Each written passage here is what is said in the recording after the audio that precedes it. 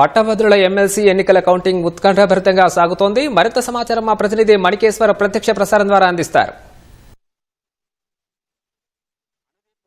కరీంనగర్లోని అంబేద్కర్ స్టేడియంలో జరుగుతున్న పట్టభద్రుల ఎమ్మెల్సీ ఓట్ల లెక్కింపు ఇంకా ఉత్కంఠను రేకెత్తిస్తుంది.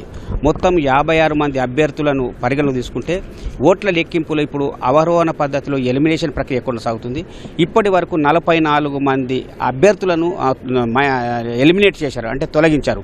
మిగిలిన 56లకి 44 తీసేస్తే మరో 12 మంది అభ్యర్థులకు సంబంధించిన ఓట్లు లెక్కించాల్సి ఉంది. ఇందులో ప్రధాన పార్టీ అభ్యర్థులైన భాజపా అభ్యర్థి అంజిరెడ్డి, కాంగ్రెస్ అభ్యర్థి నరేందర్ రెడ్డి, అట్లాగే బహుజన్ సమాజ్ పార్టీ అభ్యర్థి ప్రసన్న హరికృష్ణ ఉన్నారు. ఈ హరికృష్ణను ఈ ముగ్గురిని పరిగణలోకి తీసుకుంటే మిగతా 9 మందిని లెక్కలు అంటే ఎలిమినేషన్ చేసిన తర్వాత ప్రసన్న హరికృష్ణకు సంబంధించిన ఓట్ల లెక్కింపు ప్రక్రియ ప్రారంభమవుతుంది. అది ఒక ఉత్కంఠకు దారితీస్తుంది. ప్రస్తుతం 44 మంది అభ్యర్థులను ఎలిమినేషన్ చేసిన తర్వాత ఉన్న ఓట్లను పరిగణలోకి తీసుకుంటే బీజేపీ అభ్యర్థి అంజిరెడ్డి 76,197 ఓట్లు, కాంగ్రెస్ అభ్యర్థి నరేందర్ రెడ్డి 70,964 ఓట్లు, బీఎస్పీ అభ్యర్థి ప్రసన్న హరికృష్ణ 60,896 ఓట్ల పొందినట్టు మనకు అధికారిక సమాచారం వెల్లడవుతుంది. ఇందులో లీడును చూసుకుంటే ఆధిక్యతను చూసుకుంటే కాంగ్రెస్ అభ్యర్థి పైన బీజేపీ అభ్యర్థి 5,233 ఓట్ల ఆధిక్యతతో ఉన్నారు. అంటే ఇది ఈ ఆధిక్యత ఇదే ట్రెండ్ కొనసాగుతుంది. అంటే ఎలిమినేషన్ ప్రక్రియ నుంచే కాకుండా మొదటి ప్రాధాన్యత ఓట్ల క్రమంలో చూసుకుంటే ఇంతే ఓట్ల ఇదే ట్రెండ్ కొనసాగుతుంది. పొద్దున దాదాపు 23 అభ్యర్థులను ఎలిమినేట్ చేసినప్పుడు కూడా 5,110 ఓట్ల ఆధిక్యతలో ఉన్న అంజిరెడ్డి ఇప్పుడు 44 మంది అభ్యర్థులను ఎలిమినేషన్ చేసిన తర్వాత 5,233 ఓట్ల ఆధిక్యతలకు వచ్చారు. అంటే కేవలం 100, 150 లేదా 100 కన్నా తక్కువ ఇలా ఎత్తు తగులు లేకుండా కానీ ఒకే ట్రెండ్లాగా కనిపిస్తుంది. బీజేపీ అభ్యర్థికి ప్రసన్న హరికృష్ణ ఓట్ల వ్యత్యాసం చూసుకుంటే 15,301 ఓట్లు బీజేపీ అభ్యర్థి అధికంగా ఉన్నాడు ప్రసన్న హరికృష్ణ కన్నా. అదే కాంగ్రెస్ అభ్యర్థి కూడా 10,068 ఓట్ల ఆధిక్యతలు ఉన్నాడు బీఎస్పీ అభ్యర్థి. అంటే ఒక రకంగా చెప్పాలంటే బీఎస్పీ అభ్యర్థి ప్రసన్న హరికృష్ణ ఎలిమినేట్ ప్రక్రియ చేపడితే తప్ప ఈ ఓట్ల ఎవరికి ఎక్కువ వచ్చింది ఎవరికి తక్కువ వచ్చింది అనేది తేలడానికి ఆస్కారం కనిపించట్లేదు. కానీ కాంగ్రెసు అట్లాగే బీజేపీ అభ్యర్థికి సమాంతరంగా బీఎస్పీ అభ్యర్థి ప్రసన్న హరికృష్ణ ఇంత ధీటుగా రావడం యొక్క రాజకీయంగా ఆ ప్రాధాన్యతాంశంగా జరుగుతుంది.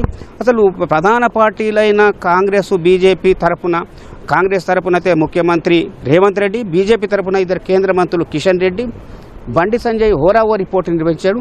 కానీ బహుజన్ సమాజ్ పార్టీ తరఫున ప్రసన్న హరికృష్ణ తనకు తానుగా బరిలో దిగారు. ఈ పాత 4 జిల్లాలు కరీంనగర్, ఆదిలాబాదు, నిజామాబాదు, మెదక్ జిల్లాలో వ్యక్తిగతంగా ఒంటరి పోరాటమే చేశారని అనుకోవచ్చు. కానీ ఇప్పటి వరకు తీసుకుంటే 60,896 ఓట్లు సాధించడమే ఒక రికార్డుగా కనిపిస్తుంది. అసలు ఇతనికి రాజకీయంగా ఏం ప్రాధాన్యత వచ్చింది, పట్టభద్రులైతేనేమి నిరుద్యోగులనైతేమి ఎంత ఆసక్తి పెరిగింది, ఏ క్రమంలో ఇంతమంది ఓట్లు వేశారనేది కూడా ఒక చర్చనీయాంశంగా మారుతుంది. ప్రధాన పార్టీల్లో కూడా ఇది ఒక ఆసక్తిని రేకెత్తిస్తుంది. కాంగ్రెస్ బీజేపీకు అభ్యర్థులకు ధీటుగా ఇంత రాణించడమే ఒక ఆస్కారం ఏర్పడింది. అయితే ఇప్పుడు ఈ ట్రెండ్ను చూసుకుంటే ఈ ఎలిమినేషన్ ప్రక్రియ చూసుకుంటే ఆయనని కూడా 3వ స్థానంలో ఉన్నాడు కాబట్టి ఖచ్చితంగా ఎలిమినేట్ చేయాల్సిన ఆస్కారం ఏర్పడుతుంది.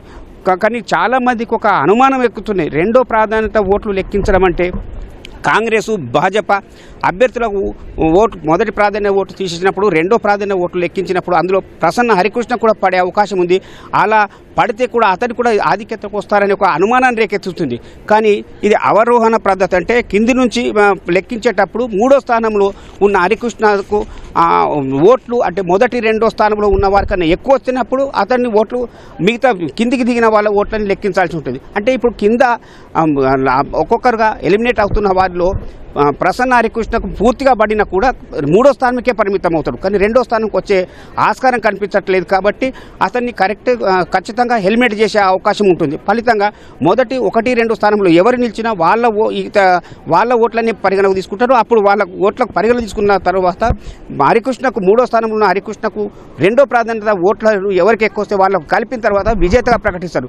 విజేతగా ప్రకటించడానికి 1,11,672 2 ఓట్లు ఎవరి ముందుకు అంటే గోల్ చేరుకుంటారో వాళ్ళు విజేత అన్నమాట. అంటే ఇది ఒక రకంగా సంక్లిష్టమైన ఓట్ల లెక్కింపు ఉంటుంది. సహజంగా అంటే మిగతా శాసనసభ అయినా పార్లమెంట్లో అయితే స్థానిక సంస్థలు ఒక ఓటు ఒకరికి వేయడం తర్వాత లెక్కించడం తర్వాత టక ఫలితం వెల్లడవుతుంది. కానీ ఇది అట్లా కాదు. అంటే ఒకరి తర్వాత ఒకటి 1, 2, 3 ప్రాధాన్యత ఓట్ల క్రమం ఉంటుంది. అది అవరోహణ క్రమంలో ఎలిమినేషన్ అంటే తీసివేత ఉంటుంది. దానికి అనుగుణంగా ఇప్పుడు ప్రక్రియ కొనసాగుతుంది. ఇప్పటికీ 44 మంది అభ్యర్థులను ఎలిమినేషన్ జరిగింది. ఇంకా 50కి 44 తీసేస్తే మరో 12 మంది అభ్యర్థులు. మరో 12 మంది అభ్యర్థులు అంటే ప్రసన్న హరికృష్ణ గారికి రావాలంటే 9 మంది అభ్యర్థులు అయిన తర్వాత ప్రసన్న హరికృష్ణ రికార్డు వస్తుంది. ఆయన ఓట్లు లెక్కించడానికి దాదాపు రాత్రి 8-9 ప్రారంభమవుతుంది.